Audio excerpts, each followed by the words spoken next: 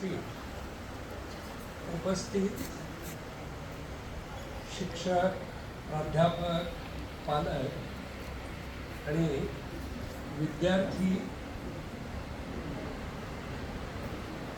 Particularly विद्यार्थी एखाद दोन असतील, पण विद्यार्थिनी छोट्या छोट्या आपली स्वप्न, माझे स्वप्न या विषयावर चिंतन करून लेखन करणारे आपण सगळे भविष्यातील मोठे लेखक, या सगळ्यांना आज मला शारदा मंदिरनी ही जी काही संधी उपलब्ध करून दिली आणि या ठिकाणी विशेष आवर्जून सांगायचं आहे की आपल्या मुख्याध्यापिका या स्वतः राज्य शिक्षक पुरस्कार प्राप्त आहे, कीर्तनामध्ये PhD केलेल्या आहेत, उपमुख्याध्यापिका ह्या सुद्धा या क्षेत्रात आपलं कर्तव्य बजावत आहे.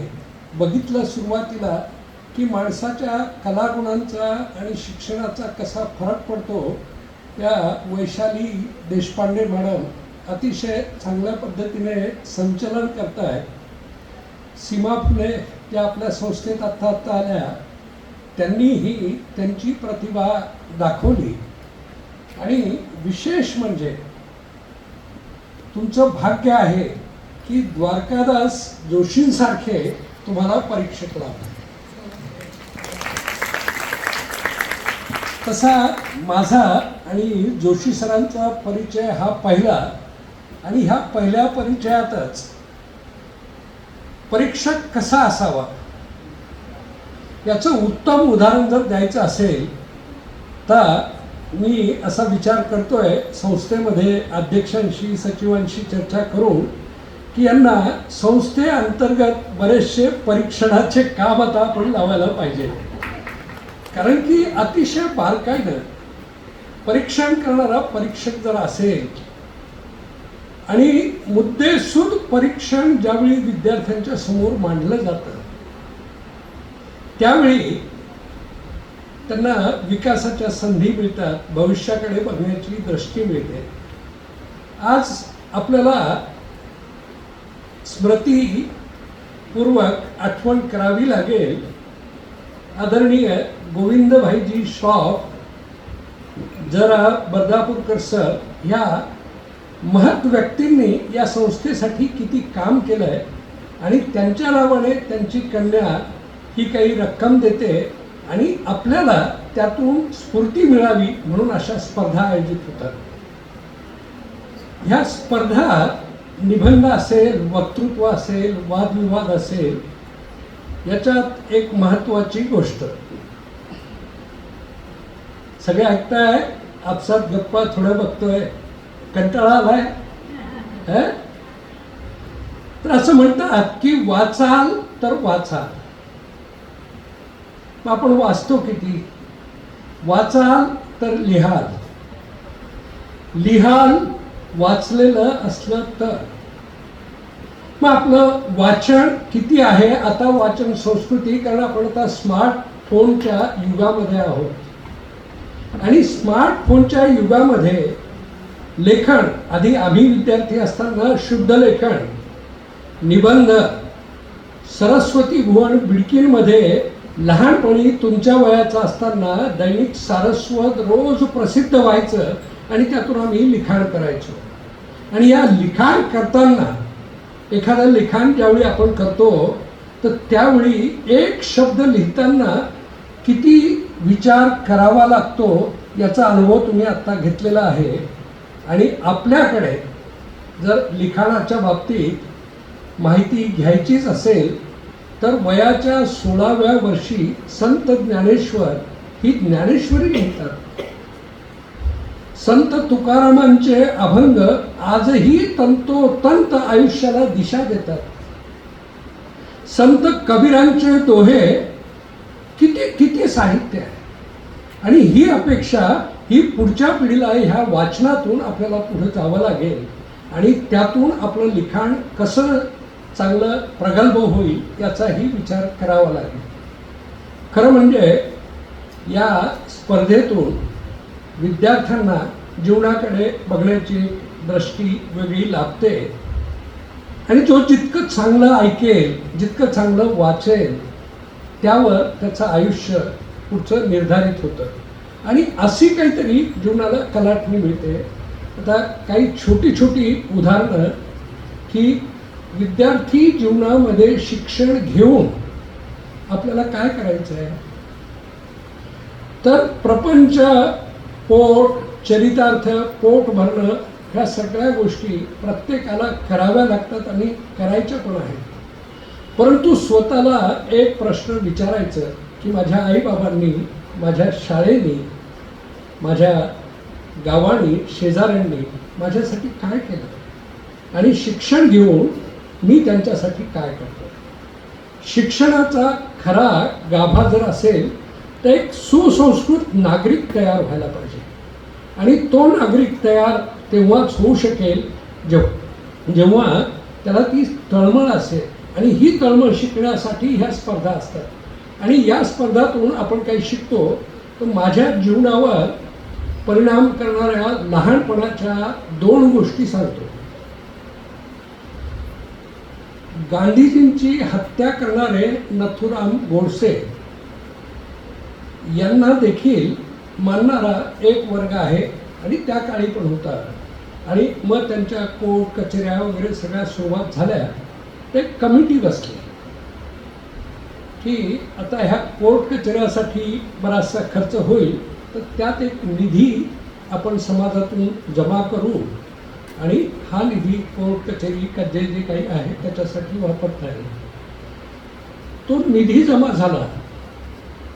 त्या 5 जणांपैकी एकाच्या असं लक्षात आलं, बैठक ज्यावेळी चालली, त्यांनी सांगितलं की वहिनींची परिस्थिती फार बिकट आहे, म्हणजे नथुराम गोडसेंच्या मिसेसची. त्या लोकांच्या घरी भांडे घासतात आणि त्यांची पातळ सुद्धा फाटलेली आहे. तर या निधीतून आपण वहिनींच्यासाठी 2 पातळ घेऊ. पातळ म्हणजे माहिती आहे ना, साडी आधी पातळ म्हणायची, याला माहिती आहे का? तर असा विषय एकाने मांडला. 5च्या 5 लोकांनी त्याला संमती दिली की काही हरकत नाही, ह्या निधीचा उपयोगच होतोय. 2 पातळ विकत घेण्यात आली आणि 5 ते सगळे समितीचे सदस्य वहिनींच्याकडे गेले. ते पातळ घेऊन त्यांनी त्यांचं स्वागत केलं. या बसा, काय विशेष, काय कसं येणं केलं.